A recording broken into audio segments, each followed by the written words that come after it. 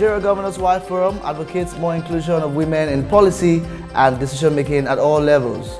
No fewer than 172 students of the Federal College of Forestry Mechanization, Afaka, in Igabi local government area of Kaduna State have been rescued. Thanks so much and welcome to the program Talking Politics on your digital first Pan-African News Network, TRS Television. It is a weekend edition and I am Osal Zesesele, reaching you live from our Abuja studios in Nigeria. The issue of security and school abductions in northern Nigeria remains a concern for everyone, which needs a solution as quick as possible. The Kaduna State Commissioner for Internal Security and Home Affairs, Samuel Aruwan, disclosed via a statement issued on Friday that troops of the Nigerian Army in the early hours of that Friday rescued the victims, comprising 130 male students and 30 female students. The Commission also noted that 8 staff members of the institution were also rescued from the kidnappers. The big question, however, is how do we put a stop to this trend? Recall President Muhammadu Buhari had said earlier that the last abduction in Zamfara State will be the last, and here is another one just a few weeks after. We are going to be very hard on the criminals. The service chiefs have been changed. The ones that succeeded them have been in the system. They know what is wrong. They know the constituencies. They know the people. I said confidence must be restored in governance within the next 6 weeks. Otherwise, we will be stopped because people may not go back to their farms. Meanwhile, the controversy trailing the allegation of missing arms fund under the leadership of the former service chiefs has continued to generate mixed reactions from different parts of the country. Major General Babagana Mongono, who is the National Security Advisor, was said to have alleged during an interview with BBC Hausa Service that the funds meant for arms procurement were missing under the former security chiefs. Take a listen to the National Security Advisor, Major General Babagana Mongono.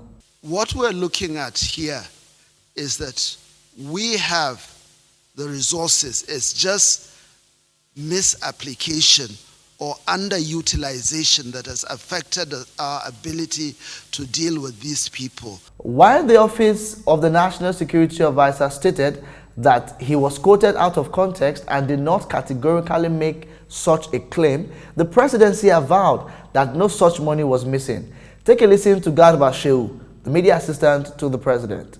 The question as to whatever happened to the funds.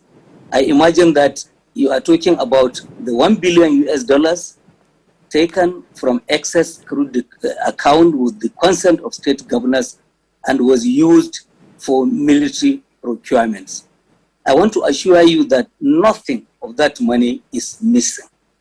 The reference by it in the interview in Hausa Service of the BBC by the National Security Advisor, I think has been misconstrued and mistranslated. The NSA made 2 critical points. One is that we don't have enough weapons, which is a statement of fact.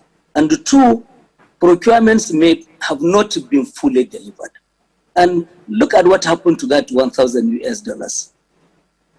530 something, 36 or thereabouts of that amount was paid directly in a government-to-government transaction with the US government. In August 2018, they allowed the Nigerian government to buy 12 Super Tucano aircraft suitable for the kind of war we are fighting in the Northeast. In addition to that, other arms of the military have also made procurements. The Navy has done nearly 100% of the procurements equipment delivered. The Air Force has bought a number of attack helicopters, 35 helicopters from Ukraine. Some of them have been commissioned in national television. We have bought a lot of drones. Now with the Army, there have been problems with the procurements. Equipment have been coming in bits and pieces. This is not ideal. In fact, our biggest procurement is coming from the UAE, United Arab Emirates. As I speak to you now, it is held up in a situation which only diplomacy will resolve. We are talking to them last week. The Nigerian Minister of Defense actually had a meeting with the ambassador of the UAE to Nigeria. And the idea is to resolve this so that this equipment held up will be released. We need them here. So all these procurements are ongoing. Nothing you can buy on the shelf. They are bought on order. NSA did not make accusations of misappropriation. That's Ghana Bashir, the media assistant to the president. Before we get into today's conversation, let's take a look at some political stories. A former Speaker of the House of Representatives, Dimeji Bankole, has met with Chairman of the All Progressive Congress caretaker and Extraordinary Convention Planning Committee, Governor Mai Malabuni, and Jigawa State Governor Abubakar Badaru to conclude arrangements for his defection to the party. Bankole is a member of the opposition Action Democratic Party, ADP. Now, the Director General of Press and Media Affairs to Buni, Manman Mohammed, confirmed in a statement on Friday that the three leaders discussed a wide range of political issues, including the movement of the former speaker and his supporters into the party. The statement further said, and I read, "It is evident that APC's opportunities in Ogun State is growing and widening." Recently, a former governor of Ogun State, Otumba Gbenga Daniel, who was Director General of PDP's Atiku Abubakar Presidential Campaign Organization, joined the party. An emergency meeting of the Board of Trustees of the People's Democratic Party, PDP, has been held with renewed moves to oust the All Progressive Congress, APC, in the next general elections. The BOT meeting, according to a communique signed by its secretary, Senator Adolphus Wambara, was to stabilize and re-strategize for the party to return to power in 2023. Wambara, who is the former Senate president, said the emergency was timely and necessary due to the heightened political and economic tensions in the country. The BOT members, after reviewing the progress so far made in reconciling various aggrieved persons in the party, will consult with the PDP Governors Forum on measures towards solidifying the party. Now let's get to our conversation for the day. The Nigerian Governors Wives Forum has asked the federal and state governments to involve more women in policy and decision making. In a statement issued on Monday to commemorate the 2021 International Women's Day, the First Ladies called on leaders to provide adequate resources for the empowerment, education, and training of women and girls. Joining me on the program to discuss this is Barrister Rabi Adamu Musamanchi, Special Assistant to the Kaduna State Government on Legal Matters. Barrister Rabi, you're welcome to the program. Thank you. There's been this call from the Nigerian Governors Wives Forum that women should be involved more in policy and decision making. What's your reaction, first of all, to that call? Well, I am a young woman in politics, and I believe that we're supposed to have balanced political participation, at all levels. 26 years ago, precisely 26 years ago in Beijing, there was a conference, the Beijing Declaration and Platform for Action in 1995.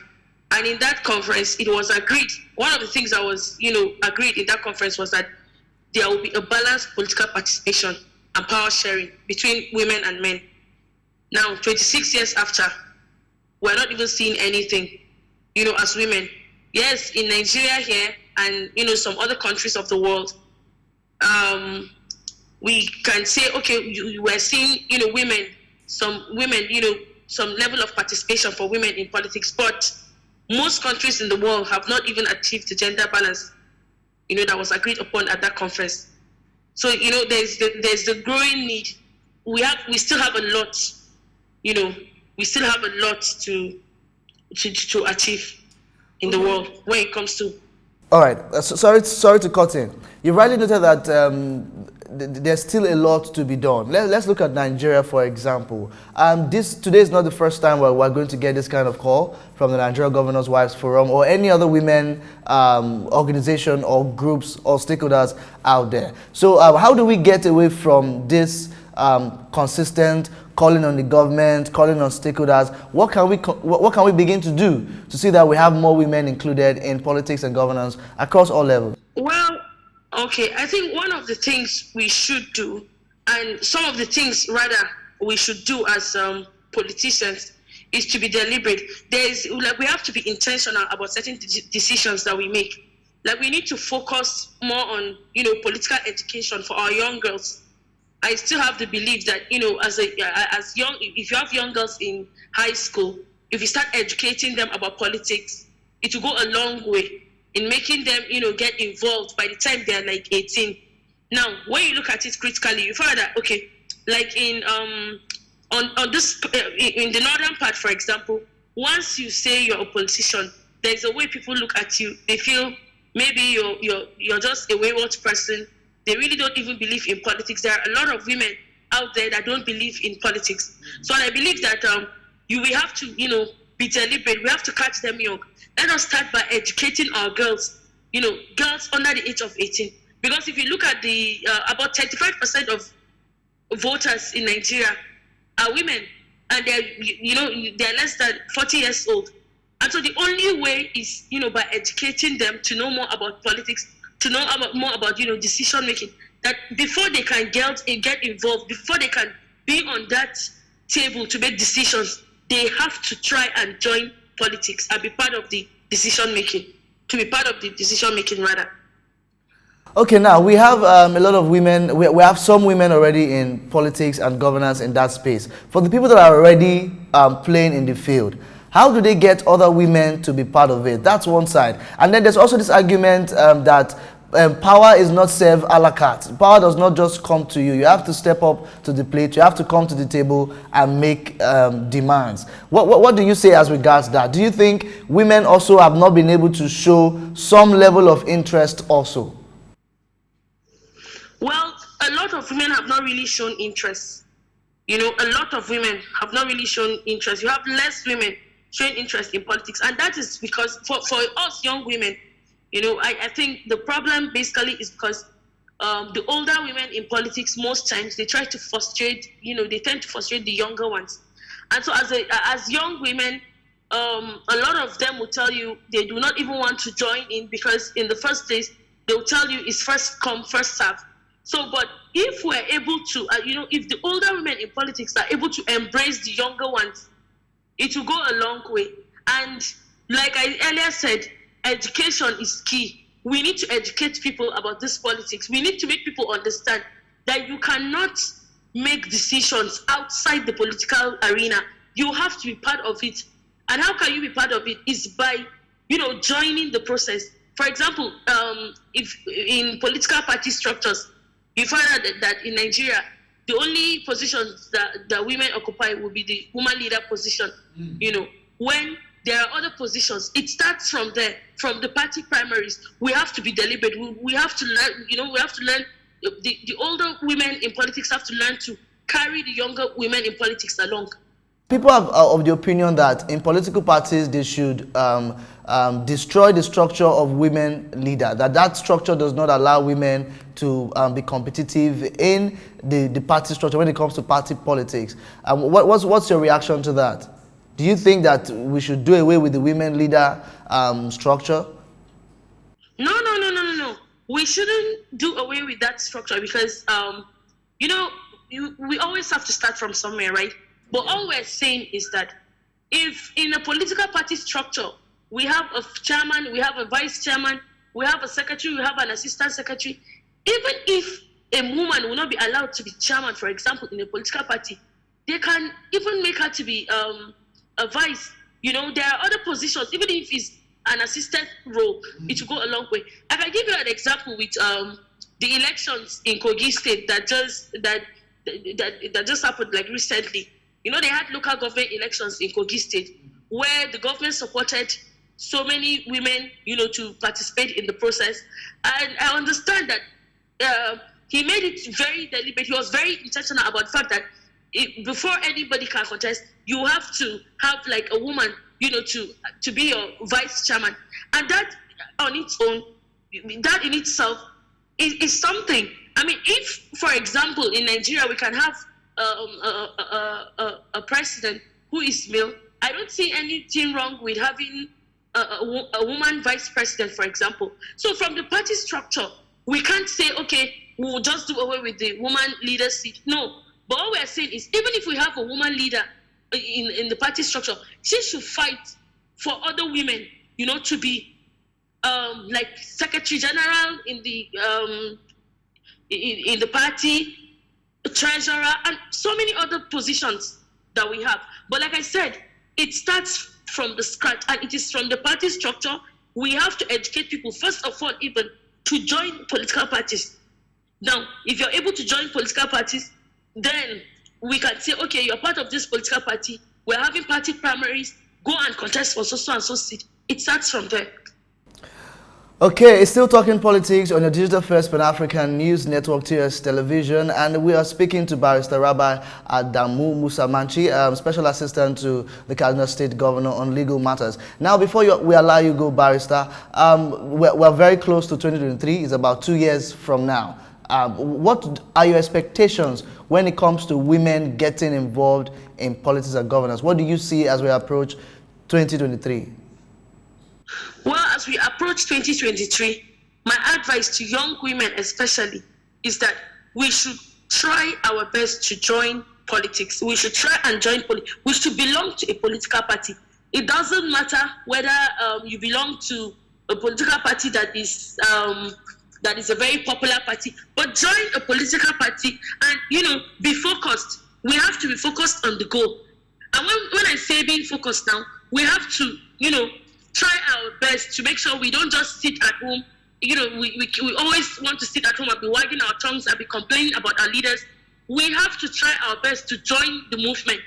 Join a political party, first of all. When it's time for primary elections, try and occupy a lot of positions in the party primaries, be the party chairman, contest for positions like, all those kind of key positions, so that when the decision is being made at the primary level, you can also influence certain things. Like you can say, okay, we want this. And yes, again, under our constitution, we need to review a lot of things under the Nigerian constitution. A lot of women have been fighting for it. Even recently, there's a case in court, the Nigerian Women Trust Fund and some other civil societies have taken, to court because they feel, okay, the Nigerian government are not being deliberate. They want the Nigerian government to be very deliberate about, involving, getting women, that 35% affirmative action. We want women to at least have that 35%.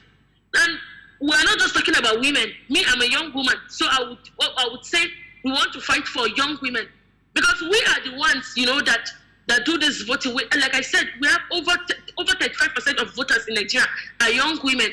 They're not even the older women, but then the older women sometimes they frustrate us and thereby making us not even want to be part of the political process. But we want to be deliberate this time around. And come 2023, we'll see a lot of changes, I believe.